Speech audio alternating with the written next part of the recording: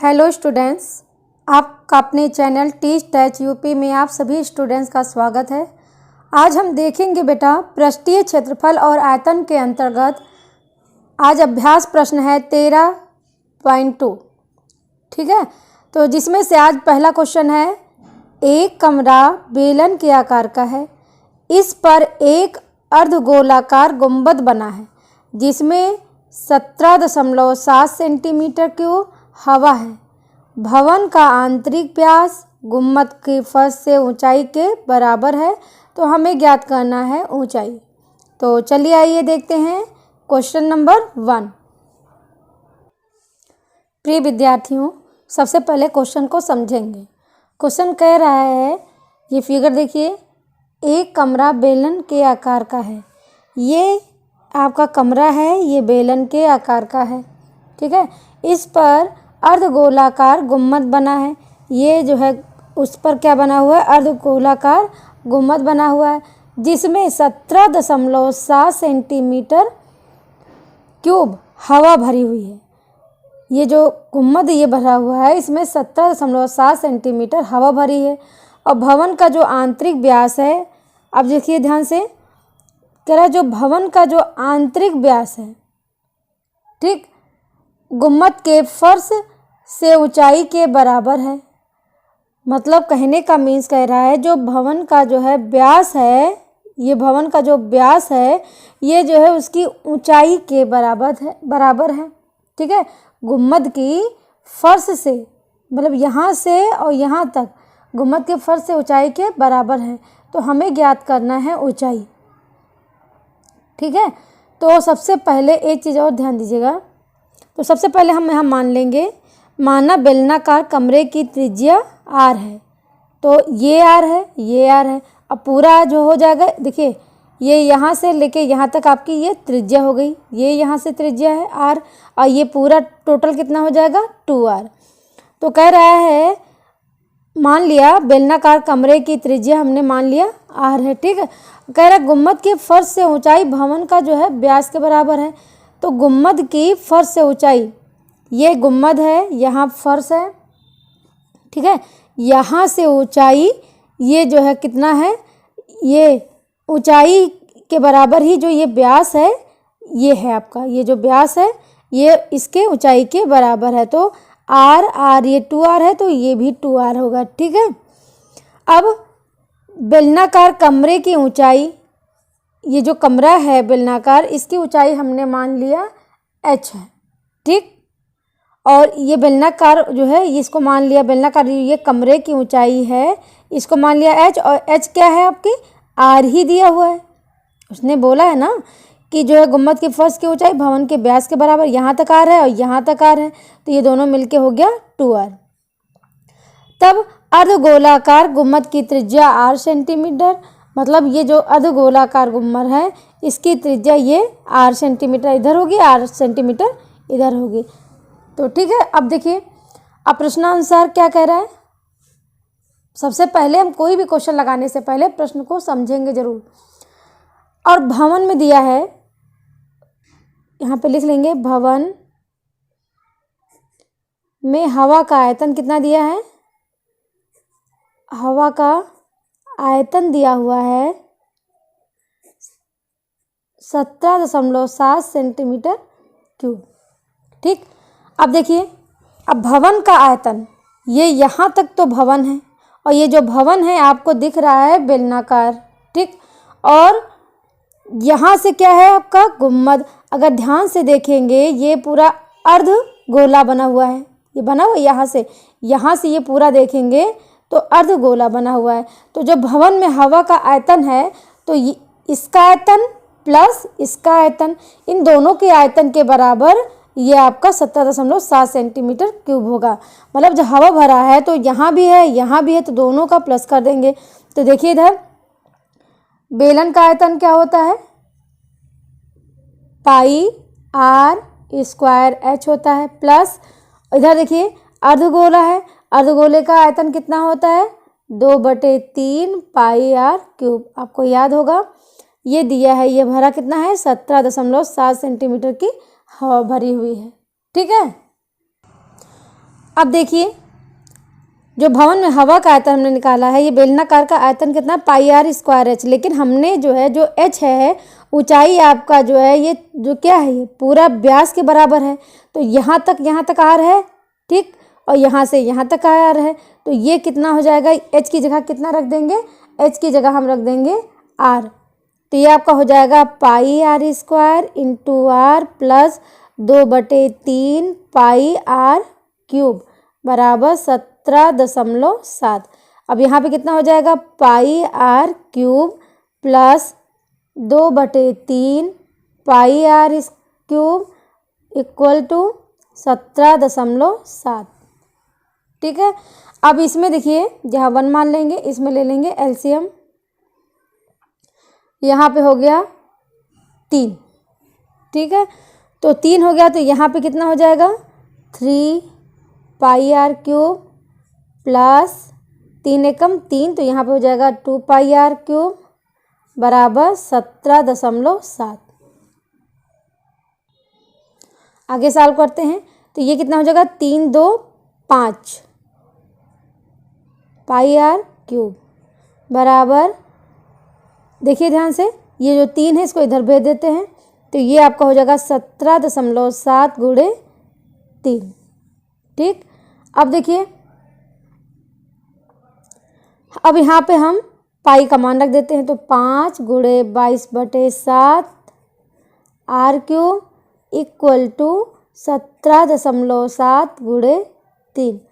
ये अब देखिए, आर क्यूब बराबर क्या हो जाएगा, 17.7 गुणे 3, ठीक, 17.7 गुणे 3। और ये वाला हम बटे, इसको ध्यान से देखिए, ये जब नीचे जाएगा, इसके बटे में जाएगा, तो ये 7 ऊपर आ जाएगा। तो हम उसको 7 ऊपर कर दे रहे हैं। और ये कितना हो जाएगा, 22 गुणे 5। अब देखिए, इन सब का गुणा करेंगे तो आपका आ जाएगा 371.7, और ये 22 पंचे 110, ठीक। अब 110 से इसको भाग देंगे तो आपका आ जाएगा 3.379, या आप कह सकते हो 3.375 के लगभग कह सकते हो, ठीक है। अब देखिए, अब हमको यहाँ लेना आर क्यूब बराबर, अब देखिए बेटा, आर क्यूब बराबर क्या हो जाएगा, अब देखिए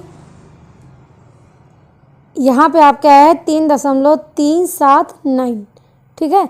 ये लगभग इसको कह सकते हो 3.375 के लगभग कह सकते हो, ठीक है।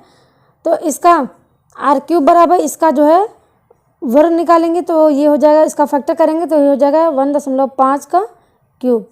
तो आर बराबर कितना हो जाएगा, 1.5 सेंटीमीटर, ठीक है। अब देखिए, कह रहा है, आपका पूछा जा रहा था कि गुम्मद से फर्श की ऊंचाई, तो लिखेंगे अतः गुम्मद की फर्श से ऊंचाई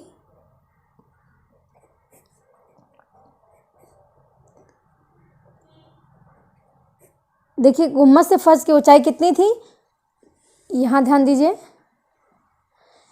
ये पूरा आपका जो बेलनाकार है, ये आपका आर था, ये ऊपर से, ये गुम्मद के ऊपर जो है, तो ये आपका क्या है, ये भी आर है। आर मिलके कितना था, 2r हमने माना था यहाँ पे। गुम्मद की फर्श से ऊंचाई बराबर भवन का व्यास 2r, तो यहाँ पे हम मान रख देंगे।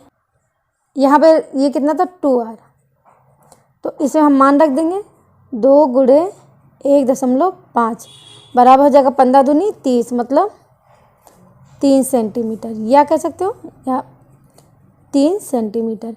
यही आपका आंसर हो गया। तो अब आइए देखते हैं क्वेश्चन नंबर 2।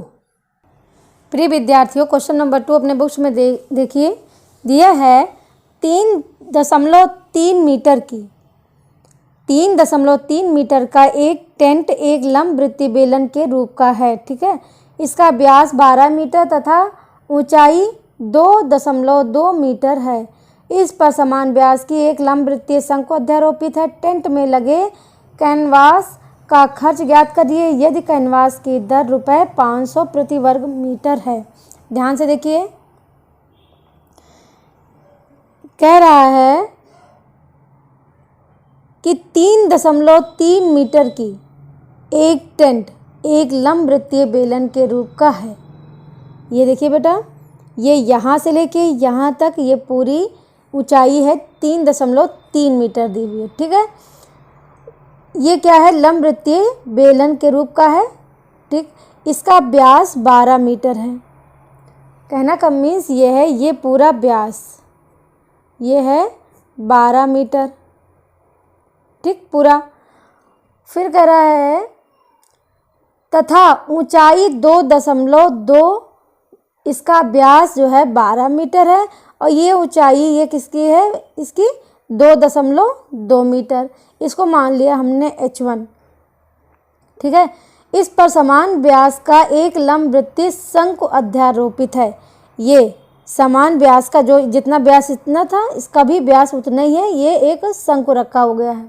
ठीक है, टेंट में लगे कैनवास का खर्च ज्ञात करना है। कैनवास के ₹10 500 प्रति वर्ग मीटर है। अब ध्यान से देखिए, ये पूरा टोटल, तो ये हमने देखो, ये हमने दिखा दिया है बेलन तथा शंकु का व्यास दिया है, ये 12 मीटर दिया है। तो बेलन की त्रिज्या क्या हो जाएगी, इसमें 12/2 कर देंगे तो ये हो जाएगी 6 मीटर हो जाएगी। अब बेलन की ऊंचाई h1, अब देखिए जो इसकी ऊंचाई दी है ये दिया है 2.2 दिया हुआ है। ठीक, अब शंकु की ऊंचाई कितनी होगी, ये यहाँ से लेके यहाँ तक की ऊंचाई कितनी हो जाएगी। ध्यान से देखिए, पूरा टोटल दिया है 3.3। अब 3.3 में से 2.2 घटा देंगे तो ये आपको h2 निकल आएगा। तो ये आपका h2 हो गया। ठीक, अब देखिए, अब हम क्या करेंगे बेटा, हमें क्या करना है, टेंट में लगे कैनवास का खर्च ज्ञात करना। तो इसके लिए सबसे पहले हम क्या निकाल लेंगे, शंकु की तिर्यक ऊंचाई। ये जो शंकु है इसकी तिर्यक ऊंचाई निकाल लेंगे। तो यहाँ लिखेंगे शंकु की तिर्यक ऊंचाई L बराबर क्या हो जाएगा, h2² प्लस r²। अब ध्यान दीजिए, हम इसकी तिर्यक ऊंचाई निकाल रहे हैं। ये आपकी यहाँ से लेके यहाँ ऊंचाई आपकी कितनी दी है, 1.1 मीटर। ये आपका h2 है। ठीक है, तो तिर्यक ऊंचाई क्या होती है, h² प्लस r² है। तो हमने ये वाला ले रहे हैं, ये h2 है।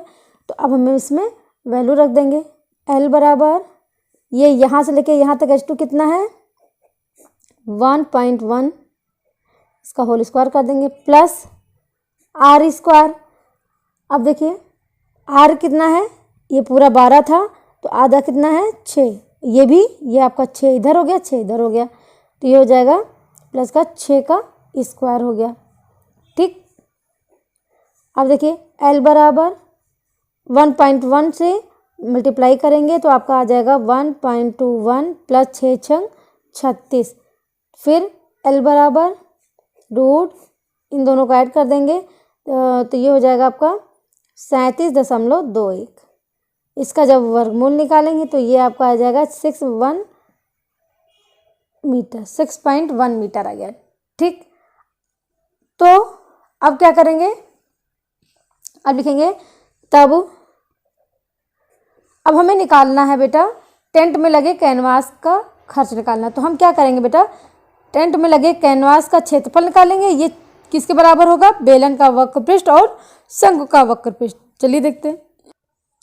तो बेटा टेंट में लगे ये जो कैनवास पूरा है, कह रहा है क्षेत्रफल, तो ये क्या हो जाएगा, ये बेलन का जो है वक्रपृष्ठ ले लेंगे और ये शंकु का वक्रपृष्ठ ले लेंगे, तब टोटल कैनवास का क्षेत्रफल निकल पाएगा। तो हम क्या करेंगे, बेलन का वक्रपृष्ठ इसका क्या हो जाएगा 2πr, इसकी ऊंचाई हमने मानी है h1, तो ये h1 हो जाएगा, प्लस शंकु का वक्रपृष्ठ क्या होता है πrl। अब इसमें हम मान रख देंगे। अब देखिए ये पाई और r है, इसको बाहर कर लेंगे। ये कितना है, ये पाई आर हमने बाहर कर लिया। ब्रैकेट में कितना बचा 2h1 प्लस l। अब हम इसमें मान रख देंगे। देखिए ध्यान से, अब हम इसमें मान रखेंगे जब हम मान रखेंगे तो देखिए इधर पाई का मान रखेंगे कितना 22/7 रख देंगे। अब देखिए आर का मान कितना रख दें, आर का मान आपकी क्या है, ये त्रिज्या इसमें कितनी थी 6, फिर 2h1 कितना था 2.2 मीटर प्लस और ये एल हमने निकाला 6.1 मीटर। ठीक, अब इसको सॉल्व कर लेंगे। 22 को 6 से गुणा करेंगे तो आपको आ जाएगा 132/7 और ब्रैकेट में 22 दूना 44 4.4 प्लस 6.1। अब देखिए 132/7 इन दोनों को ऐड कर देंगे तो आपको आ जाएगा 10.5। ठीक है, जब इसको हम सॉल्व करेंगे बेटा तब हमारा आ जाएगा मान 198 वर्ग मीटर। ठीक, अब हमको निकालना है रुपए 500 प्रति मीटर की दर से कैनवास का खर्च निकालेंगे तो कितना हो जाएगा बेटा, ये निकला 198 और रुपए की दर कितना था 500। इसको जब मल्टीप्लाई करेंगे तो आपका आ जाएगा 99,000 रुपये, 99,000 रुपये, यही आपका आंसर हो जाएगा। ठीक है।